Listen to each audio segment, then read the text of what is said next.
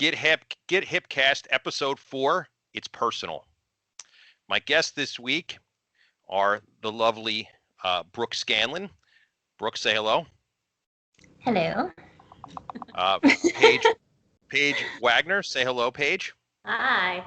And our resident outsider, Adam Devito. We thought we'd change it up this week. Say hello, Adam. How are you? How's everybody? All right.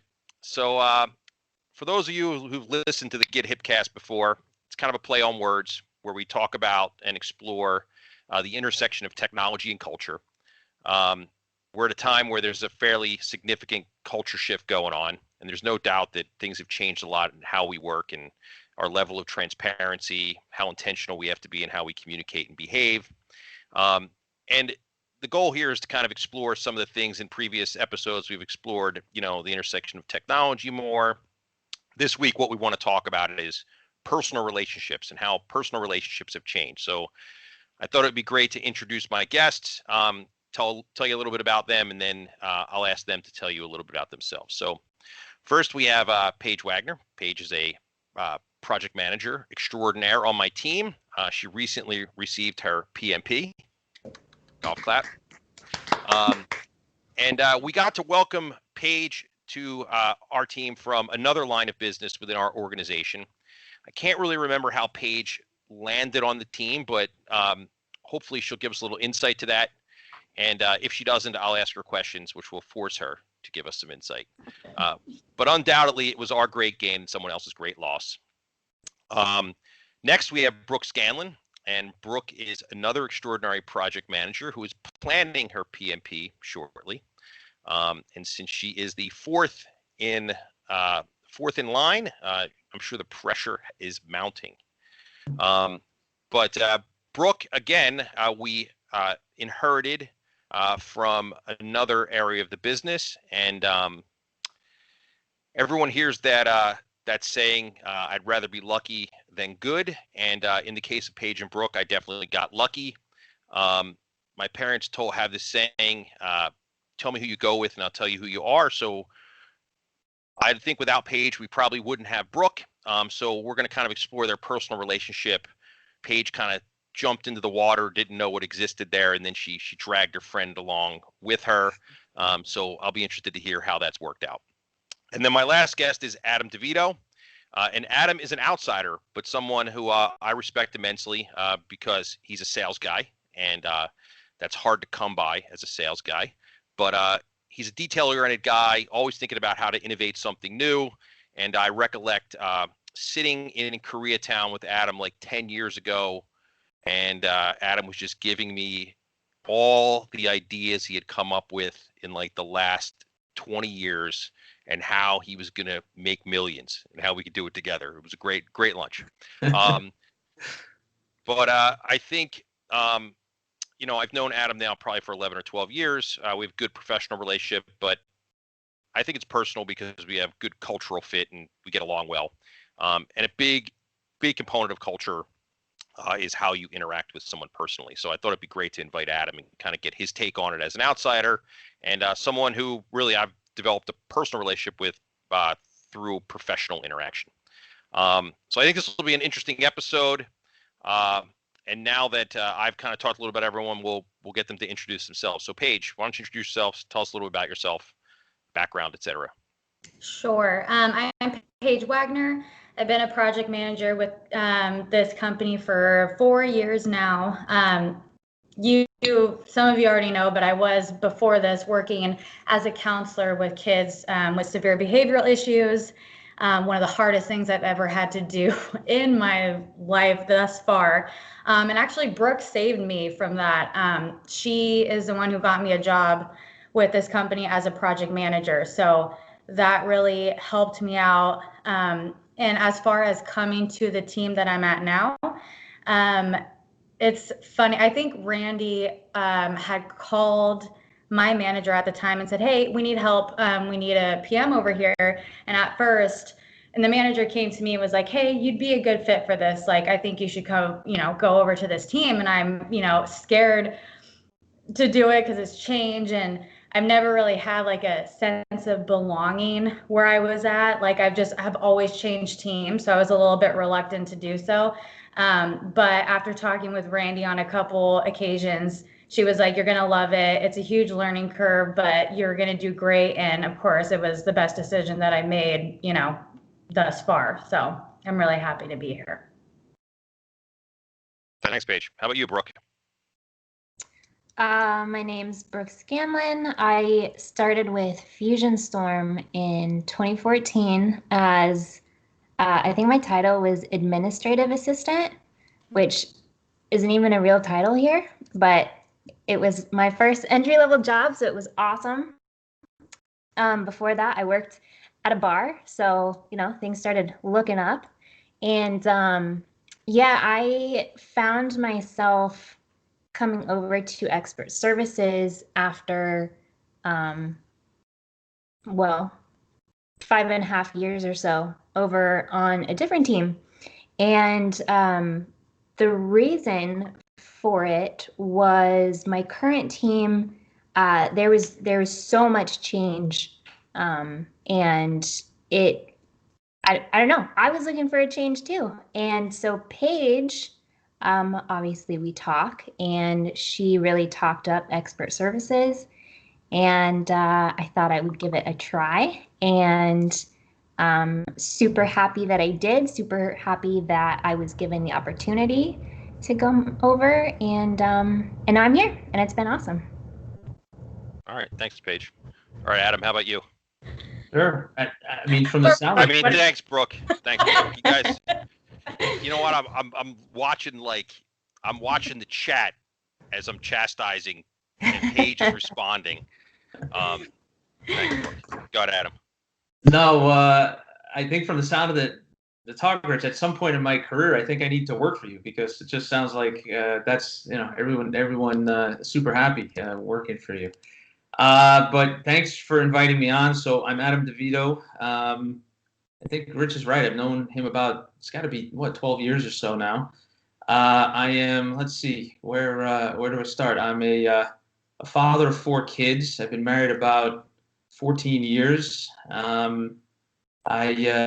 have been a technologist probably. Well, I've been in technology, call it probably close to 20 now, and pretty much anything with a microchip or a motor in it is kind of my interest when I do have free time, which obviously with 4 kids I don't get as much of as I used to. But I've been following along on this series of podcasts. I love the concept of finding these interesting kind of intersections as people pivot here, and so was very appreciative of the invite to join in, Rich. So thank you. Yeah, my pleasure. Thanks for being here. All right, so we're going to start with a question to kind of break the ice, and I have a special background for this question, so I'm just going to fire that up real quick. Okay, so the question we're going to start with is, do you own or have you ever thought of buying a set of Giza sheets? We will start with you, Paige. And if you don't know what Giza sheets are or who that guy is, you can just say, I have no idea what you're talking about. I have no idea what you're talking about. Okay. Brooke, how about you? No, I've seen this guy before, and I've thought about his product before, but I thought it was a pillow, so. Well, he's making sheets now too. Oh, but okay. do you own them? Do you own them? Have you thought about buying a My Pillow? I thought about it. Okay, all right. Devito, come on. We know you own the sheets and the towels. So I'll tell you this much. I don't have the sheets, but if you hunt around my house, you probably will find multiple pillows. There's probably no question about that. Okay, all right. Well, that's good. We've all given some insight to our political affiliation in the most roundabout way possible. And now we'll dig into the questions now. Okay, all right. Paige and Brooke, you're both good friends. You both went to the same institution for higher education. I believe you were dorm mates. I know that through listening to dinner conversations. And your friendship gave way to an opportunity for our team that to not only benefit from having you on our team, but where you trusted our culture enough, Paige, to drag along your friend into our culture. So my questions are, how'd you get here, which you already kind of told us about. How is this culture and operating environment different than the environment that you were in before? And it's great that we have something. It's great that it's great that we have something that's worthy of your stamp of approval that you would bring along your friend. But the question is, what is that something? So there's really two questions, right? How's this culture different than other cultures? Obviously not the one you worked in where you were constantly troubled children. And I'm sure this is less stressful. But different than the other technology areas you've worked in. And then what is that thing that made it like, hey, I gotta grab my best friend and get her to come work in this environment too? So I think first of all, her coming over, I think that just comes down to trust. We've known each other for so long. She trusted me enough to make this move. I had talked about it for so long with her. And as far as the culture goes, I think Brooke can agree with me that where we were at before with that team, we had moved around so much. There were so many, I think the 3 years I was over there, I had 4 managers. There was just no sense of belonging. And I felt that right when I came over to the team I'm at now, because I think everyone, or if not everyone, the majority of people have been with you for, years. And it was kind of like, in a way, it was kind of like a family, and with that comes trust and support. And one of the other things that I saw too was confidence. I noticed that a lot of people had confidence on the team, and that was kind of something that I lacked in some ways, especially when speaking out in groups. That's just something that I never really did. So that was a big thing for me, and also just challenging each other. I mean, I knew I would grow as a project manager when I came over, and I just wanted to share that with Brooke, because I think we were both in the same situation where we just moved around so much. We never had one team to be a part of. And Brooke, did Paige oversell you at all, or did she tell you the exact truth? No, I would say she told me the exact truth. And, when her and I were discussing it, there was a point where I was a little bit on the fence because my prior team had,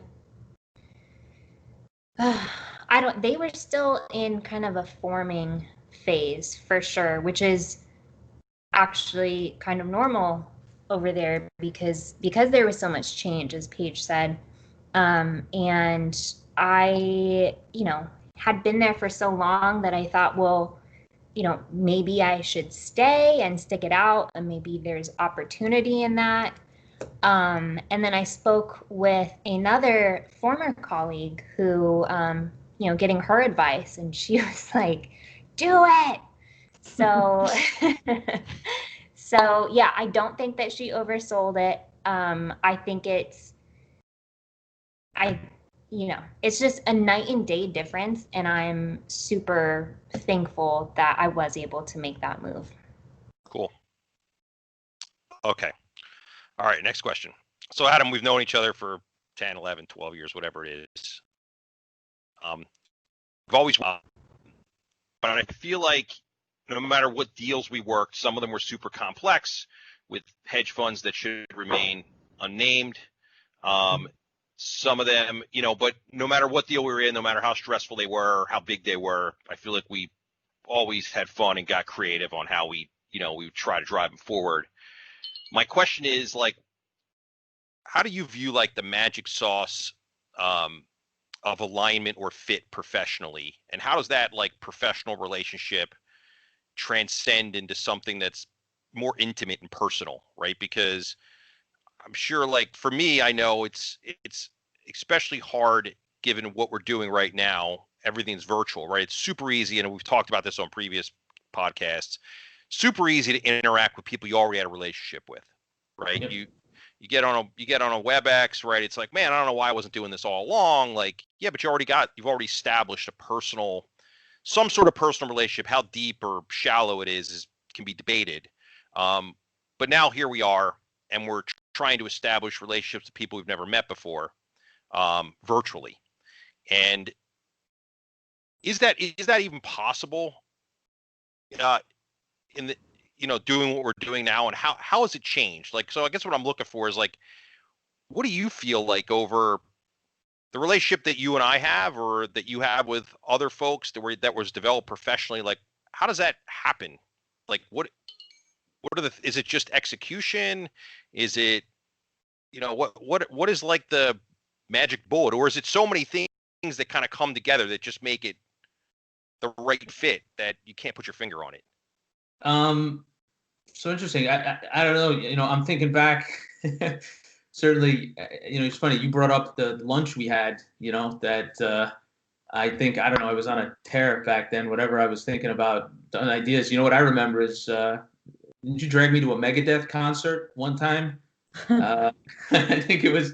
Yes. It was Iron Maiden, but sorry, okay. Iron Maiden. Right. So I think to that point, there is an important aspect to being able to interact with people face to face, right? And there's no doubt that's certainly being challenged right now. I think to go back to the first part of the question, right? I don't know if it's necessarily magic, but I think what happens is you tend to, you tend to have connections with people that are kind of rooted in certain commonalities, right? And so I found over the years through, whatever, right, hundreds, if not thousands of relationships, you have relationships that, just kind of continue to be professional relationships versus relationships you have that go deeper. And I think the common thread there is the fact that with those relationships, there tends to be, one, I think a bit of a mutual respect, but I think more importantly is there's an alignment of just interests that go beyond just whatever the business outcome is, right, that you're looking to drive. And so, whether it be kind of common interests or even common ethics, I think that tends to then drive kind of a deeper connection where you start to connect on other levels. And that's not to say like there's anything wrong with professional relationships. We all have them, right? And I think to some extent they serve a bit of a different purpose. And I think people know that, right? And so both parties are kind of okay with that. It's kind of a more outcome driven relationship. But as it relates to you and I think early on, right, one of the things is, to your point, around deal complexity, or kind of regardless of some of the deals we may have worked on, I think there was always an angle there that there was a common interest outside of just trying to drive the outcome of the deal, right? Whether I know for me it was always the fact like you'd always challenge or offer up an alternative perspective, right? So I think you tend to connect with people on kind of threads that lie outside of that outcome that you're trying to drive. It's good feedback. Okay, so follow-up question. This is kind of for all three, and you, no particular order. Whoever wants to talk first can, or I'll just pick someone. But and there's a long question. So the first part of it is, for trust to exist, does the relationship actually have to move from a purely professional relationship to contain some personal aspect? Like, can you establish trust in a purely professional relationship? Or does it have to move to does there have to be some personal hook to it? And why or why not? Like, support your position. Paige, we'll start with you. I think it's helpful, if it does, but it doesn't always work that way, unfortunately. I mean, I try to get a personal connection with clients. Like, I feel it just makes everything more enjoyable and comfortable if you do. I think the 50% that you mentioned can go higher if you try harder to connect. I mean, I love having personal connections with people. That's just something that, I have learned to do, especially working from home, because I've always worked from home. And like, I think it does have to go a little bit more. Like, I think about Randy, my manager, like Randy, Brooke, and I have a text group, that we talk outside of work, like we make it a little bit more personal. I think that's really important to build the trust there, in my opinion. How about you, Brooke? I kind of want to agree and disagree with Paige. In a professional setting, I don't necessarily need a personal connection to be able to trust somebody because it's in a professional setting. Like, we're here to do a job. This is your one job. You should do it. And I should be able to trust you to do that. But like Paige said, having a personal connection does really help. And especially, with customers, if you, well, not just customers, your teammates too. If you are a personable person and you're nice and, you're there for your team, they want to work with you and they want to, live up to their duties for you. And that's, part of leadership too. So does it help? Yeah. Do I expect to be able to trust you at work because that's your job? Yeah. Good feedback. How about you, Devito? Yeah, I'll probably have a little more of a sales guy spin on this, but at the end of the day, to me, when you use the word trust, you automatically identify there's a personal connection, right? Because I believe to establish trust, whether it's a colleague, a teammate, a customer, there has to be some level of personal connection. Outside of that, in a purely professional connection, the same concept is called leverage, right? So I look at it as, in the professional setting, if there's no trust established and it's merely for the transaction of business, both sides are really counting on leverage to kind of drive behavior. In the second trust comes into it, that to me signifies there is a personal connection. And ultimately, we all want that, right? Even in our professional relationships, you want to have some aspect of trust, because it means you go beyond just looking at that person or that particular team in kind of a transactional way. But I kind of have a bit more of a hard line between those two terms for sure. Yeah, I think all I think fair points and outlooks, and I think what's interesting is the word trust is perceived by different people in different ways, and I think it's what makes it kind of dangerous, right? Like, I think, Brooke, you trust that if you have a job, regardless of whether we have a personal relationship or not, you trust that that person's going to do their job. In a perfect world, that would be awesome. We don't live in a perfect world, and there are plenty of people who won't do their job, and you will get burnt because you trusted that was the norm, right? The norm is you show up, you get paid to do a job, you do it. Life would be easy if we could take things at that level of face value, right? For me, I feel like I do a better job when I'm trusted and not leveraged. And largely because I feel like it's an equitable relationship, like where we're looking to win together, and no one's looking to come out on top, whether it's a customer, a peer, whoever. When it becomes it has to be a winner and a loser. To me, it's hard to establish trust. Like, I don't trust the car buying experience because I know I'm a loser. Even if I felt like I won, I know somehow that car dealer made money. They told me that they're selling it to me at less than invoice, but I know it's not true. So we're already at a place where we can't establish trust because you lied to me, because that's not what the car cost you, because I know you'd be out of business. So I'm in a much better place if you said to me, this is a $50,000 car and I'm making $1,000 and I work on volume. I'd be like, awesome. Thanks for being transparent with me. Like, everybody's got to make money in the process. I just feel like that trusting, even professionally, is something that gets exposed, I think, pretty quickly. Like, you tend to either trust people or not trust them pretty quickly, even if it is professional or personal. That's my take.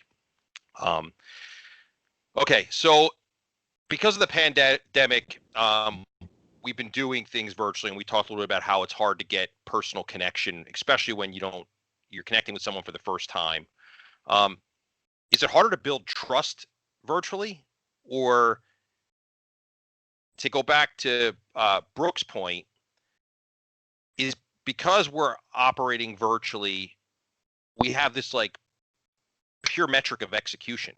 Like if you meet someone for the first time and you commit to doing something on a Zoom or a WebEx or a Skype, like, do you establish trust just by the mere fact, untainted by anything else? Like, you like to go to the same bars, you like the same sports teams, like all these things that we talk about personally. Those things are sort of void in the virtual world. So is it easier to establish a trust relationship purely based on execution? Devito, we'll start with you. So it's an interesting question. I would certainly say the pandemic has done a couple of interesting things. And again, this will obviously be from a very sales-driven perspective, but I don't know. I don't know. I have to think about from a trust standpoint, because I think you're right. What happens is you pull a lot of those other factors out of the equation. You can still establish trust through a virtual interface, right? What becomes really hard is influence, right? What I find the hardest thing for us to do kind of in this, this move to a all virtual world is kind of influence customers, influence outcome, influence partners. These are things I think did happen through, face-to-face interaction, time spent together, finding commonality and things like this. And so, it's interesting. I would say maybe it takes longer to establish some of that trust, or I'll go back to my point before where maybe we're spending less time trying to build those trusted personal relationships and more time just focused on kind of more professional and transactional relationships. I don't know. That's an interesting question. I think it'll take a little time to kind of prove out in this model what impact that's actually had, especially for those who spend their days like in a selling motion. You know what I mean? Is the removal? I'm going to tease this out a little bit because it's an interesting topic. Is the removal of influence a bad thing? And I'll provide an example. You show up every day, you're better. Your execution is better. Your product is better, your people are better. But you've been unable to win or even get a seat at the table because someone has had influence because of a personal relationship not based on the ability to execute. Are we trying to establish, I guess, as technology people, are we trying to establish influence, or are we missing the idea that we can't create influence right now, and that we're moving more to an execution-based relationship? Where does that, like, is that a bad? I guess, is it a bad thing that we can't unfairly influence things through personal relationship? Like, because that's what we're basically saying. I want to unfairly influence things because I have a. Is that a bad thing? So I'll call you out for using the word unfairly, right? So you're putting a negative connotation on influence as part of the selling cycle. So I think what happens is, and you can appreciate this as technologists in an IT world, we tend to think or conclude that like if we position our product or offering logically, then the best solution or the best technology should ultimately win. But as we know, a lot of times, and there's proof of this everywhere you look, are there companies and organizations that went out who always don't necessarily have the best technology or the best team. And I think that's part of, that gets into this bigger discussion, I think, about pre-market dynamics and all these other concepts that kind of come into play when you create a market. So, that said, I go back to the word influence because I don't necessarily look at influence as an unfair advantage or as a negative thing as part of the sales cycle. A lot of times influence can be positive, and people do buy based on influence in a relationship. I'll go back to your car example. I tend to buy the same brand of vehicle over and over again because I go back to the same guy wherever he might have moved over the past years to buy a car because I trust in that experience and that engagement I had with him, to your point, whether it was transparency or established personal trust. So, that may mean I may drive, whatever, domestic car for a lot of years, or then I may be moving over to a foreign car because to me, it's more about the experience. The vehicle is almost a commodity, so to speak, in the sense of the outcome it provides. Now, I'm not trying to say technology's commoditized, or those segments are, but I don't think you can totally remove influence from any sales process because at the end of the day, that relationship piece is still a key part to why people buy, in my opinion, anyway. Well, you buy from that guy because you trust him. Personally. Yeah, you could say that, right? You buy because there's a personal connection there. So you go back there to do that. Yep. By the way, I wasn't indicating that influence was fair or unfair. I was only trying to get us back to the trust conversation. Yep. And the fact that I think people do make things more personal than they necessarily want to admit. Like for me, I have the exact opposite car experience. I buy from the same dealership. The person selling me the car is less relevant to me. The dealership is relevant because it's really like the ownership of the dealer creates an ecosystem that will survive forever. Correct. In my mind. You're probably valuing it based on the product. You're looking at the differences in the tech or the product, where I'm probably more commoditizing the things you evaluate when you look at a vehicle that being the example we're using. Yeah, I think I look at it more in the service experience. And I feel like one person has a tough time of influencing the full experience of like what you're going to get out of service. So for me, the car is insignificant. It's like the service experience I'm going to get. Like when I drop my car off, I don't want to wait there. I want a loaner. Like these are like things that are important to me. The car isn't that important. I know the car is going to break down, right? Same thing in tech. Like I know the tech's going to break. It's like what's going to happen when it breaks. And I think there is a piece of it that says, yeah, a relationship with a person can totally change your experience. Like we've lived that, right? Like who you know and who you can call can totally change your service experience.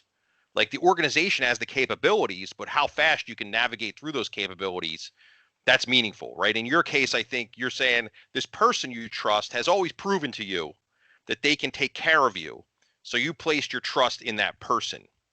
And for me, in the car example, I place my trust. The dealer has proved to me that regardless of who I interact with there, it's always a great experience. So I feel like it kind of comes from the top down, and it's the ownership's job to make sure that experience is ubiquitous. Makes sense. Just different perspectives. Yeah. I'm not sure if this was the original question, but going back to, now that we are virtual and don't have, or we have a harder time making those personal connections, I feel that right now a lot of trust is coming from our execution. And I think in like personal influences, I would not be on this team if it wasn't from my personal influence from Paige. And I trusted her to come here. I don't, what if this team was terrible and Paige just wanted somebody to text with all day because she's bored? That would stink. But I trusted her through our personal relationship to bring me to a beneficial place, and she did. So I think it is making our jobs harder now that we're virtual, that it is just, did we get the job done? Cool. I can probably trust you. Not, I know you and I think that you'll put me in a good place. Yeah, and you're talking with them in person, like, oh, we're going to get this done. Virtually, I think execution is so important because you don't get to have those face-to-face conversations.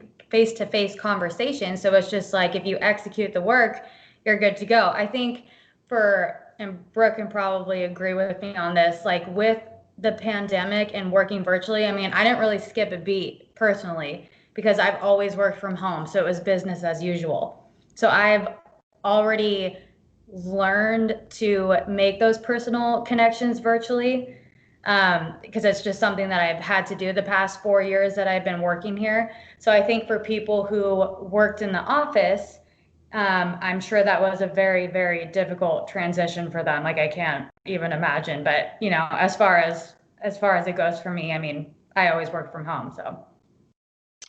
I mean, yeah, I'm torn. Like, to me, in some ways, I like the I have a couple different perspectives, right? It's been 6-7 months, right? We've been doing this. Like, I could say, yeah, it's a lot harder because people we interacted with, they're different.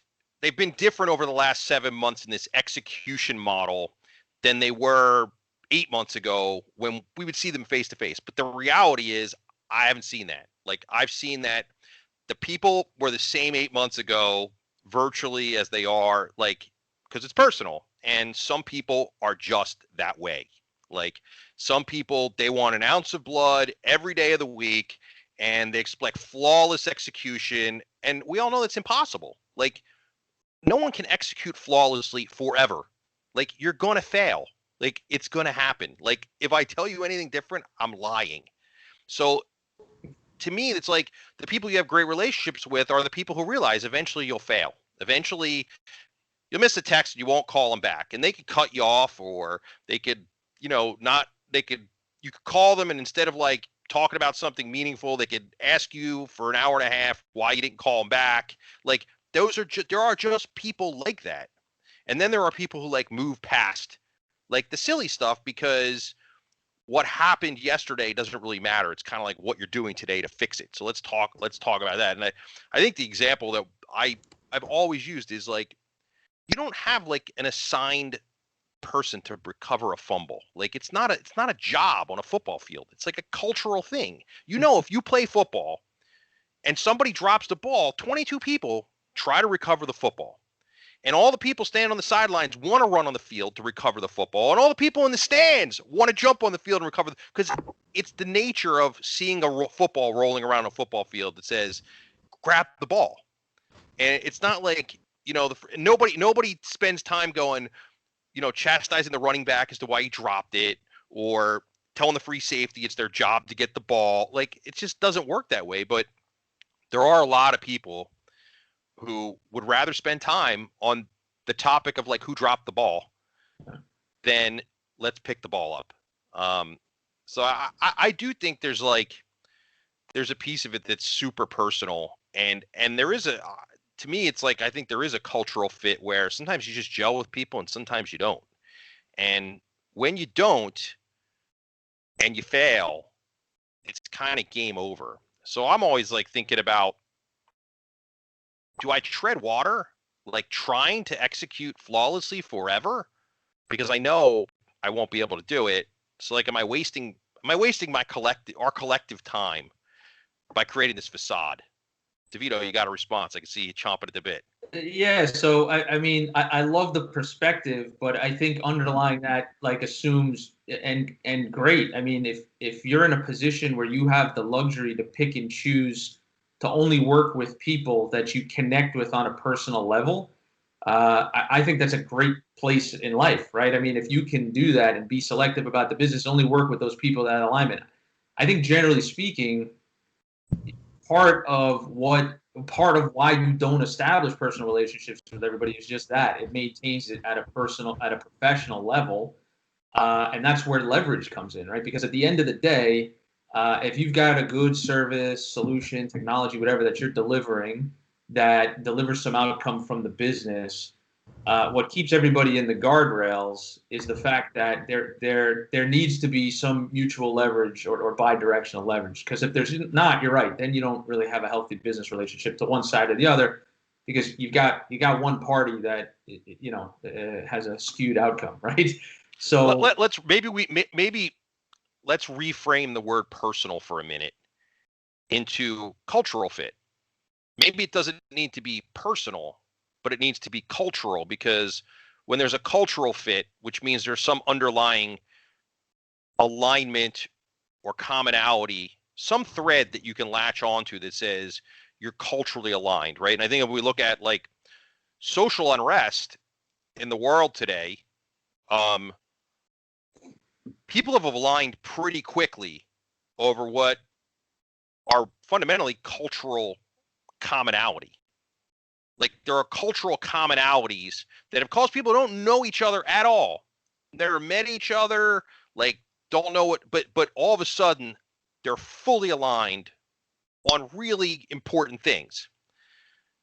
And it's because of maybe a geographical region that they live in, maybe the fact that manufacturing left the region, and millions of other more complex topics. But I think it doesn't always have, like, if you have a cultural alignment, the idea of more acceptance or connecting personally, it can be a professional relationship, but it can feel more intimate. Like it doesn't have to be a personal relationship. It can be an intimate professional relationship because you kind of have the same philosophy. Yeah. And you don't have to have a personal relationship to understand what someone's philosophy is. Some people have a philosophy that, like, I want to blame other people. And some people have a philosophy that, like, I'm not really interested in blaming anyone. I'm more interested in fixing the problem. Yeah. And like those things, I think, are things that more so than are like we having dinner together on the weekends.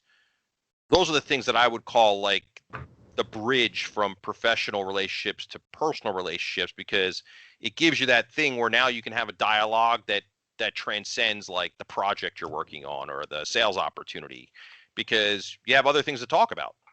Yep.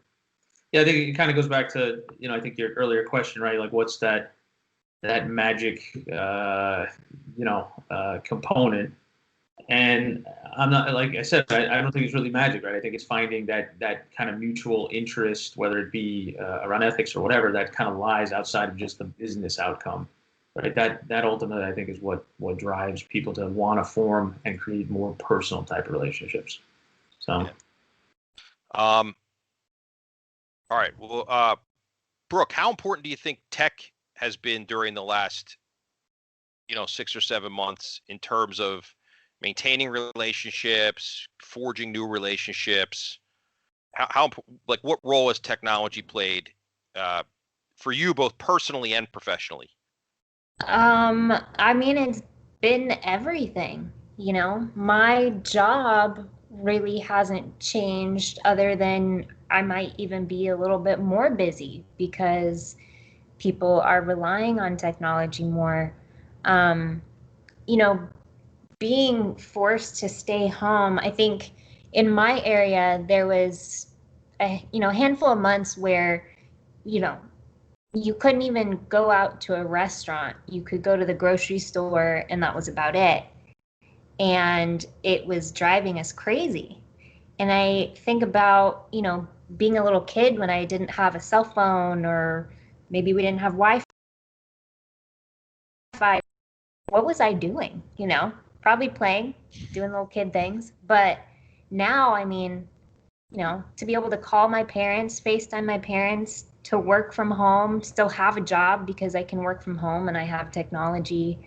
I mean, it's everything. How about you, Paige? Yeah, I mean, it could be all a business has, like ours, where, IT, where technology, it is everything. I agree with Brooke 100%. I mean, it's the reason why I'm able to work remotely is through technology, which again, I always have, but with this pandemic, for, people who were in office, we're able to keep our jobs because we can do our jobs through technology.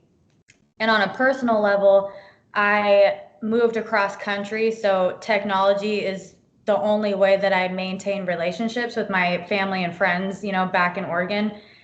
Without that, I would lose all communication. I would have no idea what they're doing. So that's like on a personal level, it's really important to me as well. Devito, I'll ask you a little different, like, because you're probably having more first-time conversations via technology than probably the rest of us on this call. But so what's it like for you in terms of, the role tech's playing for, like, personal family stuff and Yeah. kind of maintaining professional relationships, but then also what's it like trying to conduct, sales and first time meetings where you've never met the people before, like repeatedly? Like I do a few of them here and there, but probably nowhere near the volume that you do. So what is that like? Yeah, so I'll break it up, right? Because on the personal side, for a guy who has generally been a lover of technology, it's with 4 kids at home trying to homeschool, it's actually become quite a burden. I probably need to hire you guys to do like daily IT operations with all the network stuff and everything else that has to go on. So, that said, I think it's an interesting debate because I look at my kids and the first class I was ever able to take virtually over a laptop, I was already in college by the time they even had that remotely working, and I'll still call it experimental because you still had to attend class and you were maybe doing some assignments.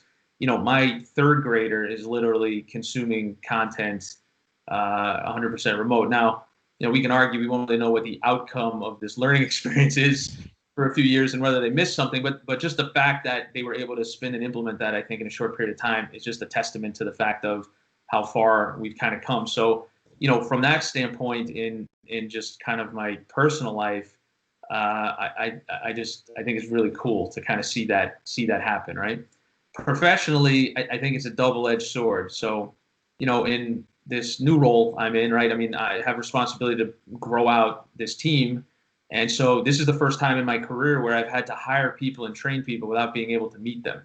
And that in and of itself has been like a very interesting experience. There are some good sides to it. I mean, and I think it was Brooke who mentioned it before, or it might have been Paige, that, being able to connect with people, in fact, maybe even being more busy. I think there's a efficiency you almost gain when you're trying to manage across a region. I find I actually am able to talk to or interface with more people on a daily basis than when I used to have to travel in and out of region, let's say, or do something like that. Now, are the interactions as meaningful? I'm not sure. Are you building the same level or depth of relationship? You can question all that stuff. But there's no doubt in my mind, like, I think the fact that the economy only contracted 48% and not like 87% is a mere testament to the fact that the technology exists to do that. If we didn't have those capabilities, forget the fact of us talking about, recessions or depressions, right? I think we would have seen a much different kind of impact on our overall economy. In terms of, first calls and using the tool that way, it's difficult. I mean, the reality is I think it is harder. Our inside sales team spend a ton of time churning and burning through, leads and potential clients or potential contacts trying to land and get commitment for attendance to these virtual meetings. I think there's less commitment on people's behalf to attend, right? So when I used to schedule a meeting and show up, and I mean, you remember these days, I'd bring lunch or donuts or whatever it was. It was a lot harder when someone didn't show up to look you in the eye and be like, hey, dude, sorry I stood you up. At least they had to come up with a better excuse. Hey, the network was down. I had an outage. We had a Sev 1. Sorry, I can't make the meeting.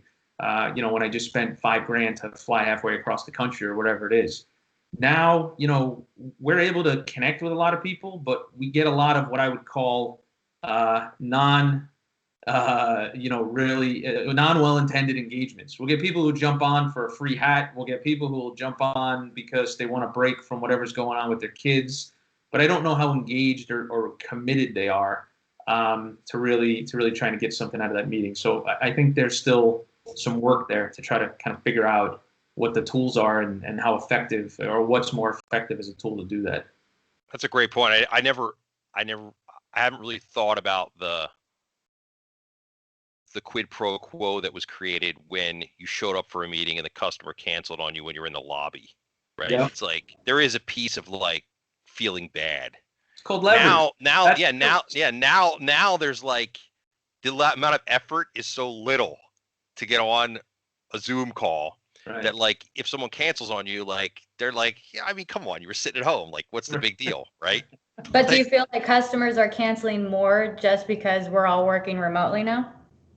So I think what's happening, and likewise I can relate, I think customers have a lot of other things pulling at them, right? I mean, I think early on in this pandemic, right, everyone was trying to adjust to life at home and kids at home and what's happening at work and, you know, how do we spin up remote access for all these employees? So I think people's priorities changed as they tried to adjust.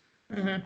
But I do think for a lot of people who didn't work at home full time normally, it's an adjustment. And there's no doubt. I mean, I'm a guy, you know, I mean, I spend probably, you know, prior to March of this year, right, I was on the road on average like 3 days a week, right? It took my family a month just to get used to the fact I was home every day. And me, likewise, to get used to the fact that there were all these other things pulling at me from, you know, even when you had work to be done. So I actually find, especially the guys on my team or the gals on my team who have worked from home or have roles that allow them to work from home, you're right. They're way more productive. They're way better at time management than I ever was because I had, you know, I left my house and I came back to my house and those worlds were somewhat compartmentalized. So if there was something going on, I wasn't distracted by the mailman or the lawn guys or whatever was going on, or there's an issue with the, you know, whatever, something's broken. You know, those things, I think it takes an adjustment for people to get used to. And so it's very hard because they do pull. I think they pull from people's attention. And I've had it. I've had a guy get on a call and, hey, I have to jump. My kid's having a meltdown, right? I got to go address that or something. And that's understandable, right? I mean, people have lives, right? I mean, that's ultimately why we all do this. But I think on the front side of the business, it's another obstacle, right? That you have to figure out how to get creative, how to create something somebody wants to invest the time into, right? You feel like funny, you can. Sorry, Rich. No, go ahead, Paige. I was gonna say you can think of it as from the other side too, like working remotely all the time, and then you know going into the office a couple of times a year. Like that's distracting to me, you know, because I'm so used to being at home. I've had a routine. When I go into the office, I have all of like you know my coworkers and you know managers there. Like I want to chat. It's a totally. I think it's just wherever you feel most comfortable. And when you kind of do something different, the distractions come up, you know, so it's interesting to think about. I think we talked about either last week or the week before. Like, I really think this, you know, listen, a lot of companies, if they weren't forced to like send everyone home and have them work from home, they would have never done it. Like they may have never gotten there. So I think some people who left their house every morning and kind of compartmentalized their work day, yeah, they struggled, but I think most people have found some efficiencies in working from home, and I think people will get better about not having a work from, you know, an office culture or work from home culture, but more a performance and focus culture where people are really more empowered to say, hey, listen, if you're going to be on calls from 6 o'clock in the morning till 9 o'clock at night because you have the West, like you don't really want to commute 2 hours in the morning, add 2 hours of a commute in the morning, 2 hours of commute in the afternoon. So you can go sit in an office and be hostile all day. Like that's not a good use of time. So I know from experience, a lot of times people will say, listen, we're trying to bridge the gap between this work from home and working off. So we're going to mandate like these 2 days of week are going to be office days. That doesn't work for everyone. Some people have to work at night on that Tuesday, and like being in the office all day on Tuesday just doesn't work with what they do for a living. So I think we will learn a lot coming out of this around just how to enable people to better manage their own personal schedules. And people have been locked in their house for 7 months with zero human interaction. Will go, hey, maybe I'll show up at the office, but I'll show up for me, because there's value to doing it, right? There's value to getting these 20 people in a room, because in 2 hours I can get a lot more accomplished than what I'd get accomplished on a WebEx, which I'd get exhausted by, after sitting on a WebEx for 8 hours is exhausting. So sometimes it's better to get people in a room. So I think we'll get there. Brooke and Paige, this question is more for you because we're all on the same team and we've been trying to do stuff to. I kind of feel like you guys are remote, right? So kind of work by yourselves. You live in geographies that are nowhere near really an office. I mean, Brooke, you have an office, but I'm not sure anyone actually goes there. So, and you work for a team where the nucleus of the team was built in a city, and a lot of those people it was built around an office culture initially. As we started to scale the team, we hired people in different geographies and didn't really care about coming to the office anymore because a lot of our customers weren't coming to an office. Their office used to be their data center. They moved to a colo. They're working from home. So we don't know where the customer is. And it just made sense for us to grow the team that way. But the reality is sometimes on a Tuesday, you get 8 people who go out to a happy hour, and there's just no way for Brooke and Paige to come to the happy hour because they're hundreds of miles away, in some cases thousands of miles away. So my question is, over this past 6 months, has it felt like you're more part of the team because we've done more things virtually together? Does it feel like things are more equal because no one's happy an hour in it, on Tuesday night? What's your perspective there? I know I've learned a lot more about you guys in 6 months than I did in the prior time before that. And you're not alone. So jealous when you guys go out to your happy hours and stuff. I'm sure Brooke can agree, we would totally love to be there. That sucks. So the fact that you do, the Zoom happy hours, that really helps. And I think it has made us all closer. I feel like I have gotten closer to people because we are doing these, video video calls, in the evening. And really just, it's not even about work. It's just about what we're doing. I mean, that's what I think. It is that kind of factor that sucks that we just cannot go to anything in person. So the fact that no one can go in person definitely, There's a little bit of justice. Right. Yeah, it's been nice because it's, those real happy hours, when you're talking about literally anything besides work, that's when I think you really make those connections. At least for me, I don't want to get off my work day and then go out to a bar and talk about a customer. I want to talk about, your life and people and that kind of stuff. So these virtual happy hours, maybe we're playing a stupid game, or I'm showing you what my cat looks like, or whatever. It's been nice, and I definitely think it's brought the team together. Yeah. Cool. All right, Devito, question for you, because we talked about all the good tech has done during this pandemic and quarantine and whatever else. But I struggle to go on Facebook anymore, or people just have infinite amount of time to post stuff that they should really kind of keep to themselves. And I feel and then the level of emotional contagion that takes place, and it just starts snowballing, and then it's now it's just nasty. So I feel like there's certain aspects of my life, I've always been a believer in video conferencing. I've always loved Slack. These are I've always loved these forums where you can communicate with people faster and quicker, and rather than picking the phone up and having a long dialogue, right? I struggle when someone sends me an email that has a spreadsheet of numbers in it, and then the last part of the email says, "I'm calling you." I don't know, it's a spreadsheet. I can't determine. If you're calling me to give me your version of what I'm looking at, and I should be able to just look at it and kind of figure it out. But the social media scene, like, what's going on there?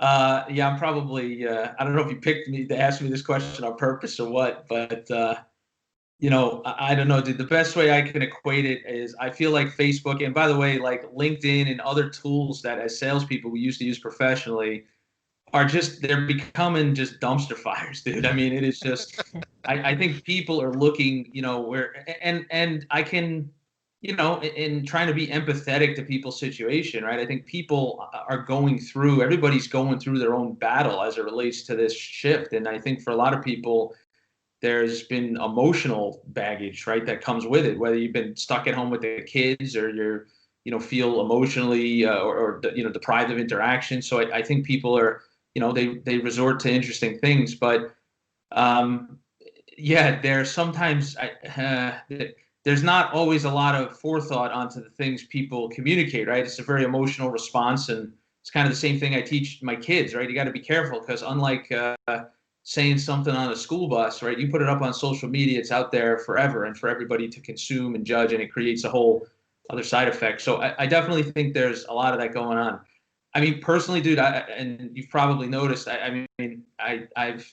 I've removed myself from a lot of that stuff over the last few years, only because, quite honestly, it's a time thing too. I find they've figured out amazing models to just suck more time out of you. And quite honestly, when I'm online now, even more than I used to be, or I'm on Zoom, like 12 Zoom calls, the last thing I want to do when I'm trying to spend time with my kids or do something is, be on my phone and checking it and stuff like that. So So you're obviously not on TikTok. Yeah. So, I try to consciously eject a lot of that stuff out of my life, for better or worse, right? I mean, I guess I don't suffer from FOMO, but, I know for people that's hard, right? They feel like they're missing out.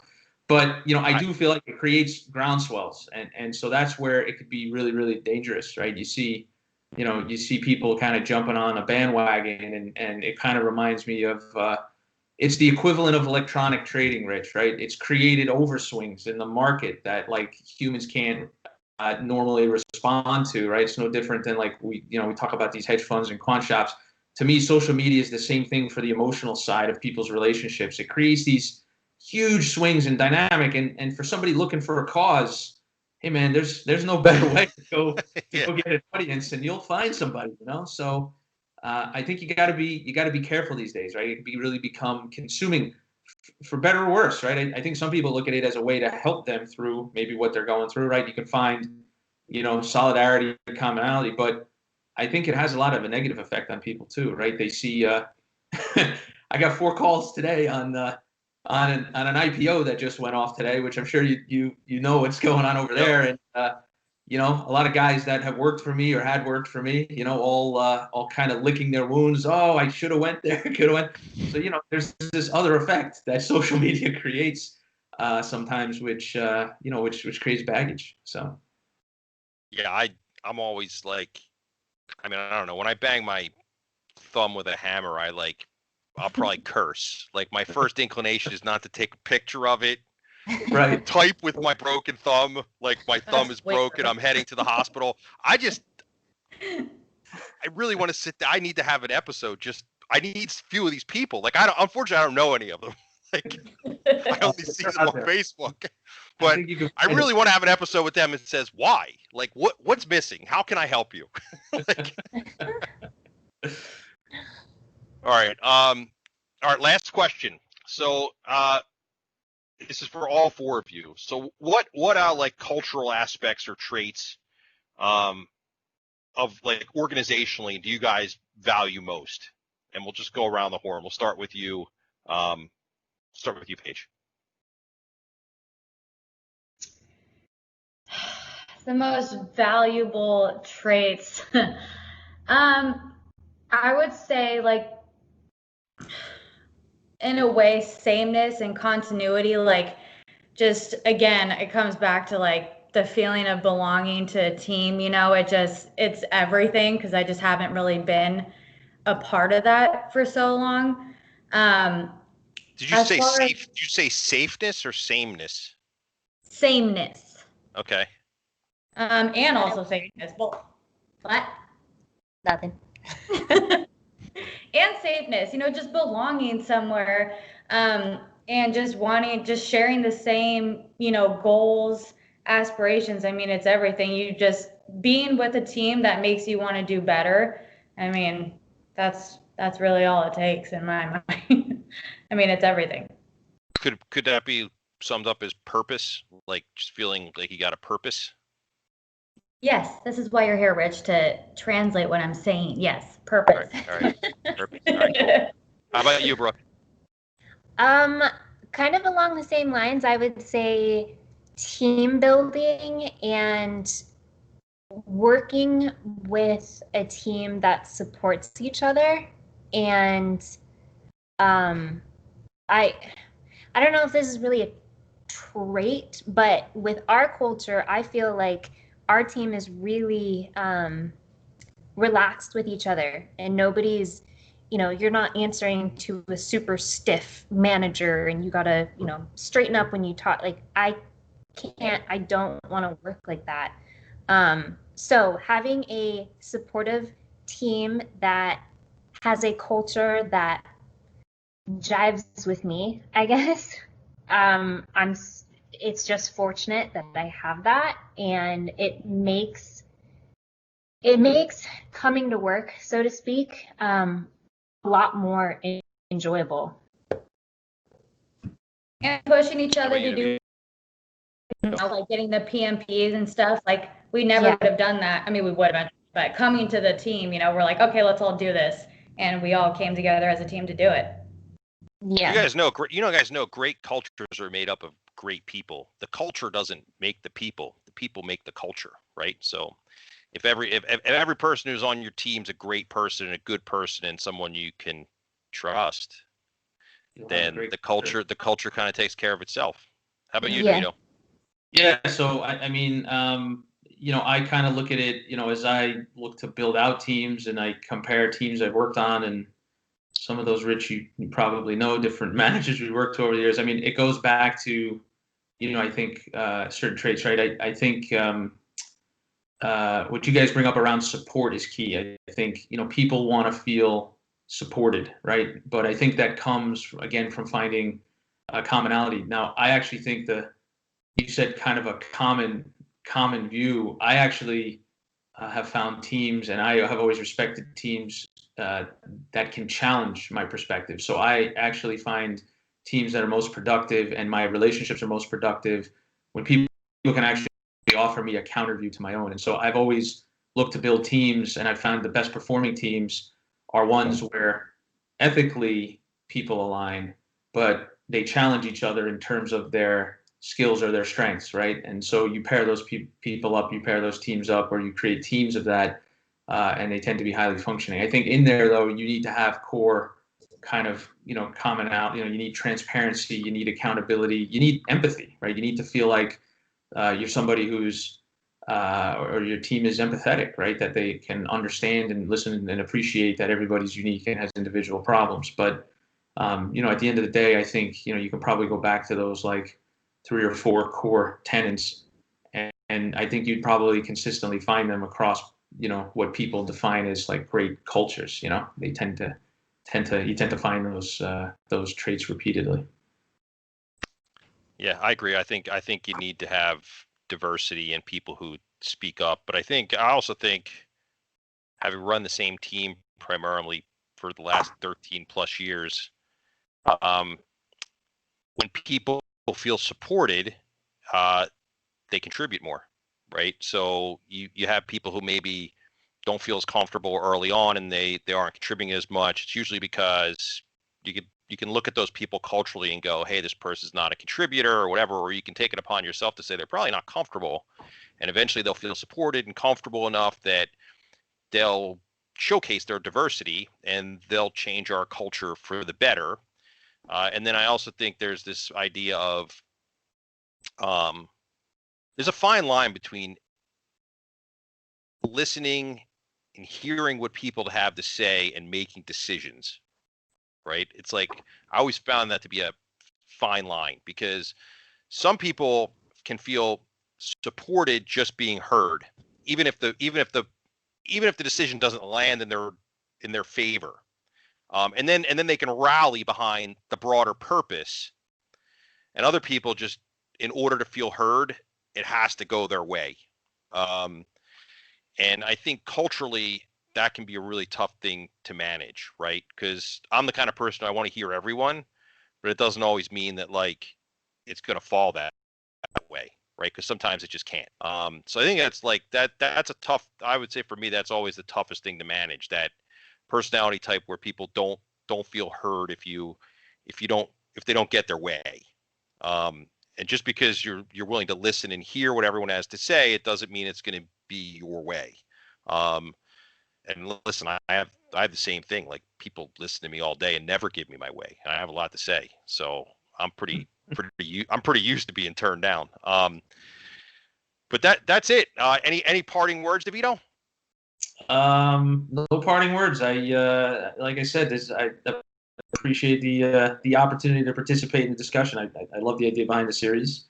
I think these topics are great, and I appreciate you guys accommodating the little schedule shift there. So thank you very much. No problem. I appreciate you being here. How about you, Paige? Any parting words? Yeah. I mean, thanks. I always can count on you to just have something come up, that's just totally out of the ordinary. Like, I never do things like this before I came to your team. So, I mean, I can always count on you to do that. So thank you for having me. My pleasure. How about you, Brooke? Yeah. Fun talk. And where would we be without technology, Yeah, just good stuff. I would agree with Paige. Thanks, Rich, for just doing things, bringing up games, bringing up topics, getting us closer as a team. I bore easily. That's all it really is. I bore easily. All right. I appreciate you guys and gals for all being on. And that's it. Look for the publication, which I'll put out probably tomorrow. And it'll be on LinkedIn and Twitter and any other social media thing that our five viewers will surely enjoy this episode for. All right. Thanks, everyone. Have a great day or night. Thanks. All right, bye. Bye.